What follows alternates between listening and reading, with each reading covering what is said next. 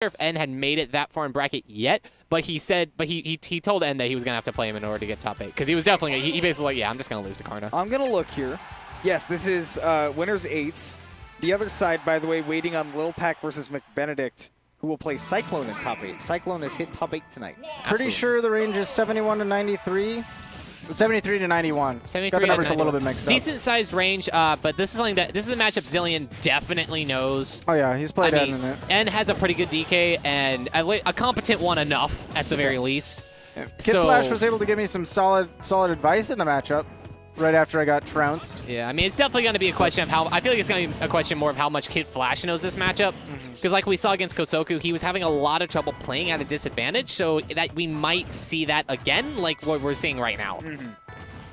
Ryan, there is one thing that I want to, or I do want to ask you about what you've noticed about Xillion in this matchup when you were playing him. But before I get to that... I noticed he was hitting me a lot. Yes. Well, one of the things that I noticed that he does is he uses that Arc Thunder to punish people trying to get around the Arc Fire. Yeah. That is one of the big things that he does. Is he sets up a big trap, and especially on these big bodies, it's very good. But that is a problem that Xillion has had before, that he just fires it off in the wrong direction. It might just be a missed input. Yeah, sometimes he's just trying to be reverse. Yeah, I know he does get missed inputs decent amount, but I mean he might be trying to reverse it, or he might just throw it off into nothing and say, I'm not suggesting that he's throwing it in the other direction for the hootenanny, but I mean, he might be. You don't know. Wow. Not Imagine only if did he he got the hit book. him. No, not only did he hit him, he did grab the book. I know, but imagine if he threw the book up and just killed him. I wouldn't. Oh, the back air. I don't know if that was a shield poke. Really good stuff. Almost in percent now. So close. Ooh, healing himself up. That healed so much. No, he's at percent. Oh my God, he's dead. That was so good. What? Not percent though. I guess he had to delay the up air probably. Maybe, but that's crazy. I feel like at that percent, the delay wouldn't matter that much. I mean, I thought he was super dead. Regardless, I don't know. It didn't look. I don't know. It didn't Is look like he was my dead. information crazy wrong? My information should be right. It says 73 to 91 right here on the chart. You've been wrong before with this. It might DK have chart. been some I wouldn't say kinda- you're wrong. I'd say the chart is wrong. Right. The chart seems to be right, but I think it doesn't take into account like the delay of up air and things like that, because I know that does affect whether people will die at like Oh my early gosh. percents. KidFlash just tried to give him the neighbor and got Arc Thundered. Ooh, the back Is air. that uppy? Yeah, he Yep. tried to up at him. 95%. Pretty much almost sitting in checkmate now. Xillion sitting at a very nice position. Oh! He loves to do that. If you think you're not quite in checkmate percent, never air dodge. Because checkmate's true anyways. Yeah. So you're just gonna get hit by it, see? Such as. Exactly. So Good good, observation. great stuff from Xillion to use that mix-up he does all the time. So I want to point out I'm going to put out what I'm expecting from this game too. Looking forward to it, because after watching Neighbor set against Xillion, what I noticed is that Game 1 Xillion played a reserved play style. He let the DK come to him. And then in Game 2, Neighbor, correct me if you think I'm wrong, but I feel like in Game 2 against you, he was approaching hard. And he was really pressing a lot of buttons in the face. And I feel like we're going to see a lot of that here in Game 2. He's already starting like Maybe. that. I mean, it definitely depends how confident he was feeling. But, I mean, I know this is top 8, so he's definitely going to be playing a little bit more serious. And like we're saying right here, he's still playing that let the DK come to me play style. I feel like I was just holding forward a lot. I feel like it's both, because I know he does, when he feels confident, he does like to hold forward. He also is figuring out the ranges where his opponent is comfortable poking, so he's like more okay with going with the arc fire. Yeah. Or with the Levin sword fair. That was a good bait out of shield. Like he started to notice where I was down tilting, and I would just whiff, and he would come in and fair me. Ooh, good stuff. Nice B reverse there, getting a land for free. I like the arc fire there to force KidFlash into a certain landing area. You know, just give Xillion a good idea of where he's going to be. Do it again. Always That would have been Oh, kill. I love that. So I love that he got a couple pummels and went for the down throw because he knew the book was coming, so he wouldn't be able to get a cargo up throw combo. Yeah. And the down throw can set up for some tech chases. He almost got a spike. That was almost so sick. Oh, he might be dead. With Yep. Rage, Wow. he sure is. Rage and Town and City. Very dead.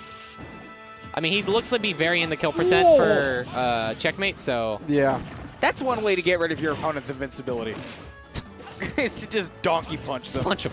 Just punch him. I mean, I don't know why Xillion was shielded, because he was in invincibility. Dude, getting rid of your opponent's invincibility by punching them, Xillion is definitely N's friend. He's used to it. The book gonna take that stock. Only 23% to his name, sorry. but KidFlash already doing it much I better. don't know Yeah. what I'm talking about. My brain's backwards. Looking for the spike. See, that's the things that KidFlash does that I never have the gall to do. Like, Oh, again. Second the hit, second though. hit- The It's going to second save hit, him. the second hit saved him. He was actually dead at 0. I mean, I think KidFlash. See, I feel like KidFlash He's goes for giving these up off stages a lot of stage way control. too much. Yeah, he's giving up a lot of stage control and really hard committing to the idea. And like when he hits, he kills people, so it's great. But he hasn't hit it at all. So I mean, it's the kind of thing that's like, there's no real reason for you to push that I hard. mean, so the second time he literally got the air dodge and just missed the punish. I guess. So it's just like, how do you want to look at it? Ooh, definitely gonna get a book out of shield. The Ooh, man who finds the time to use it is better than the man who doesn't use it at all because he's scared. that's fair. Getting the And roll that lead. is a man who finds the time to use something a little bit unconventional, but really powerful. Absolutely. That was so good because he recognized that in that situation where Xillion was standing, the only way he was going to avoid that punch was if he jumped or dropped through the stage. Because any other option would get clipped because his DK's arm just covers that whole stage. So really good stuff coming out from KidFlash. Moving up to game 3. And I feel like that's really important for KidFlash to establish that he's going to go out and do those things that, you know, you'd say, well, that's unsafe. They wouldn't do that. He has the gall to do them. It's important for him to establish that because that keeps Xillion from turning on the fire game mode. I love that. So Xillion's the one who took him to Lilat, but I love seeing DK on Lilat because he has silly shenanigans with landing mid. Look at that. Right What there. Yeah. in the world? So because of Lilat's tilt, it makes it really easy to land mid up B, and the landing is safe, and It's you just like actually have cancel it. invincibility. That's Yeah, ridiculous. you can land cancel it with invincibility during that pose. Watch, please watch Konga play DK, because first of all, he's sick and you want to. But Ooh. we just footstool. So Oh, he's in percent now. he makes And he's dead. huge use of this No, he's on not. Lilat. He makes huge use of landing up B. It just gives DK a way better get up option from the ledge, Damn, Yeah, Daron sucks. because you can cancel ledge jump with it. But you have to be able to have the space to do that. Yeah, and the Arc time. Fire is a great tool for stuffing that.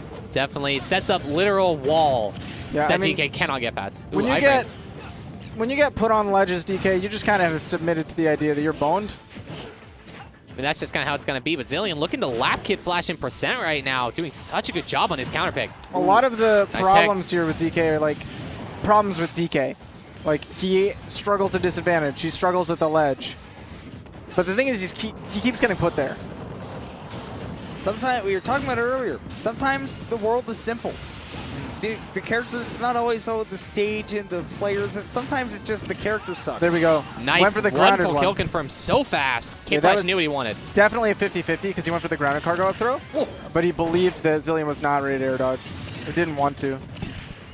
I mean, regardless, though, that percent was so fast, but now he's sitting at 128. I would have gone for the up tilt because I'm not a good man. He's in ding dong percent. This is even. Why is this even? Oh. Now it's not even. Xillion moving on, taking out KidFlash 2-1. Incredible set coming out there. Really yeah. good. Yeah.